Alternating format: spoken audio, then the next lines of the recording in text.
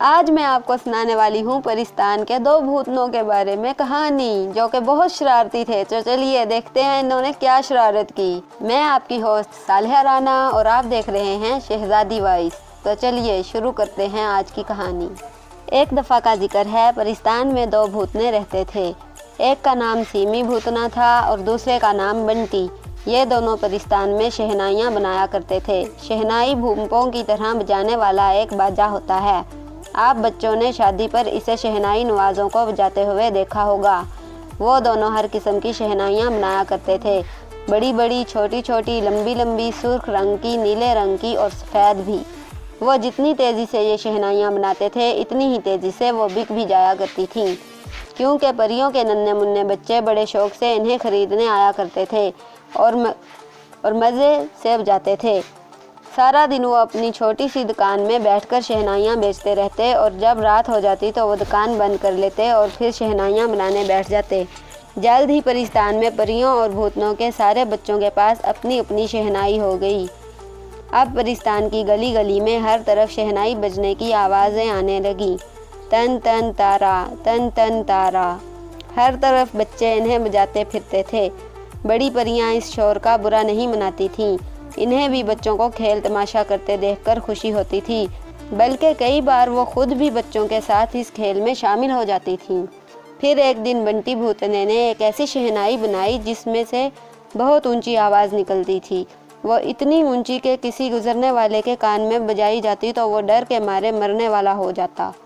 وہ ایک بہت بڑی، چوڑی اور پیلے رنگ کی بہت خوبصورت شہنائی تھی۔ اس نے سیمی کو بلا کر کہا، سیمی ذرا ادھر آؤ اور میری نئی شہنائی کو دیکھو۔ سیمی بھاگ کر اسے دیکھنے آیا۔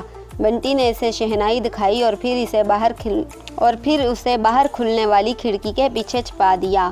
تبھی ایک بونا سامان اٹھائے کھڑکی کے پاس سے گزرا تو اچانک بنٹی نے زور سے شہنائی بجائی، تن تن تارا۔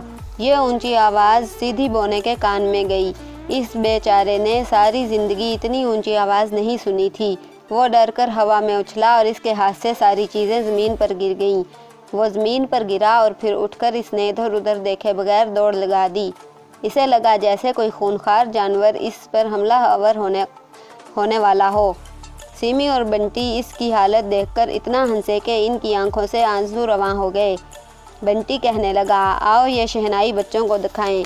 مجھے یقین ہے انہیں یہ شہنائی بہت پسند آئے گی، اس لیے ہم اس شہنائی کے 600 روپے لیا کریں گے۔ سیمی نے بھی خوش ہو کر بنٹی کی ہاں میں ہاں ملائی۔ سیمی کہنے لگا، اس طرح تو ہم بہت امیر ہو جائیں گے اور ہمیں مزید شہنائیاں بنانے کی ضرورت نہیں رہے گی، پھر ہم مزے سے کام کیے بغیر زندگی گزاریں گے۔ پھر دونوں شرارتی بھوتنوں نے نئی شہنائی بچوں کو دکھائی اور انہیں سمجھایا کہ لوگوں کو ڈرا کر انہیں بڑا مزہ آئے گا۔ پریوں کے بچوں کو یہ ترکیب بہت پسند آئی۔ انہوں نے سیمی اور بنٹی سے ان کے لیے شہنائیاں بنانے کو کہا۔ اب سب بچے ایک شہنائی کے لیے 600 روپے دینے کو تیار ہو گئے۔ سیمی اور بنٹی پھر کام میں جت گئے۔ اگلے دن تک انہوں نے 12 شہنائیاں بنا لی۔ انہوں نے ہر شہنائی 600 روپے کی بیچی۔ پرستان کی گلیوں میں بھی شور مچ گیا، تن تن تارا، تن تن تارا۔ نئی شہنائیوں کی آواز اتنی اونچی تھی کہ لوگوں کو ڈر لگنے لگا اور کئی ڈر کر مرتے مرتے بچے۔ پرستان کے بادشاہ کو جب معلوم ہوا تو وہ کہنے لگا، یہ اچھی بات نہیں، ہمیں اس کو روکنا چاہیے۔ چھوٹی شہنائیوں کا کوئی مسئلہ نہیں تھا، لیکن یہ بڑے بھوپوں تو بہت شور کرتے ہیں۔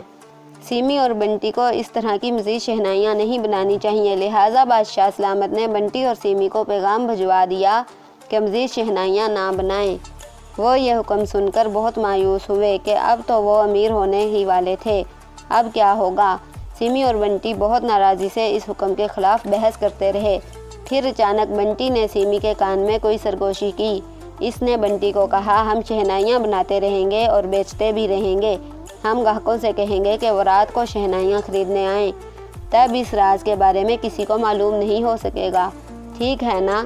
سیمی نے ہاں میں سر ہلا دیا۔ پھر جب ان کے ننھے گاہک باجے خریدنے آئے تو انہوں نے ننھے منوں کو سمجھایا کہ اگر وہ واقعی شہنائی خریدنا چاہتے ہیں تو آدھی رات کو چھپ کر آئیں۔ پھر کیا تھا، ہر رات ننھے شرارتی پریوں کے بچے بھوتنوں اور बोनो के बच्चे सिमी और बंटी के घर पिछवाड़े में आते और शहनाइयाँ खरीदते। सिमी और बंटी अमीर से अमीर तर होते गए और परिस्तान की गलियों में शोर बढ़ता गया। अब तो बड़ी उम्र की परियां बहुत नाराज़ हुईं। वो शोर की वजह से रात को सो भी नहीं सकती थीं।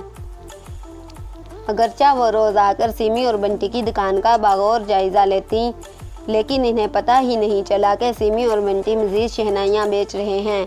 लेकिन इन्हें समझ नहीं आ रही थी कि ये शहनाइयाँ कहाँ से आ रही हैं।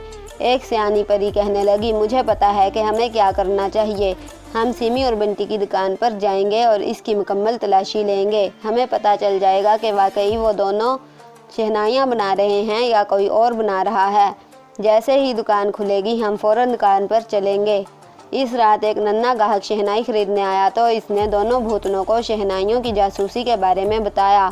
यह सुनकर दोनों भूतने बहुत खौफजदा हुए। इन्हें मालूम था कि अगर इनकी चोरी पकड़ी गई तो इन्हें सीधा परिस्तान से निकाल दिया जाएगा, और वो ऐसा नहीं चाहते थे। सिमी परेशान होकर बड़बड़ा रहा था, हम क्या करें, हम क्या करें। हमारे पास और कोई जगह भी नहीं जहां हम शहनाइयों को छुपा सकें। बंटी ने एक लम्हे के लिए सोचा और फिर कहने लगा, मैं जानता हूँ, हमें इनको खेतों में छुपाना चाहिए। आप जल्दी करो और जितनी शहनाइयाँ उठा सकते हो उठा लो। फिर वो दोनों खेतों की तरफ भागे जहाँ लाखों पीले रंग के फूल उगे हुए थे।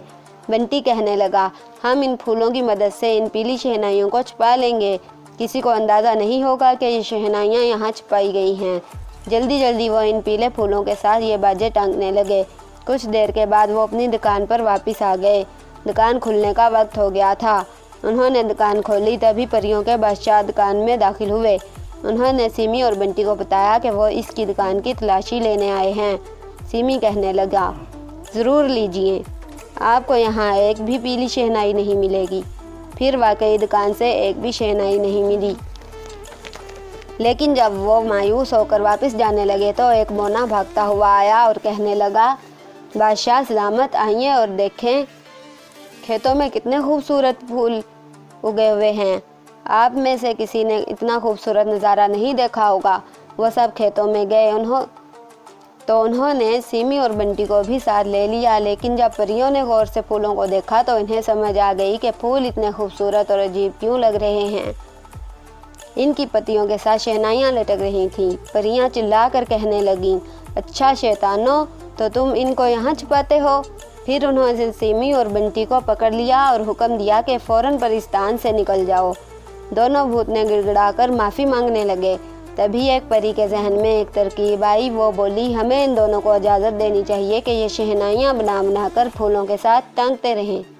देखो शहनाइयों की वजह से फूल कितने खूबसूरत लगते हैं। सब परियां और बोने इस तजवीज़ को सराहने लगे।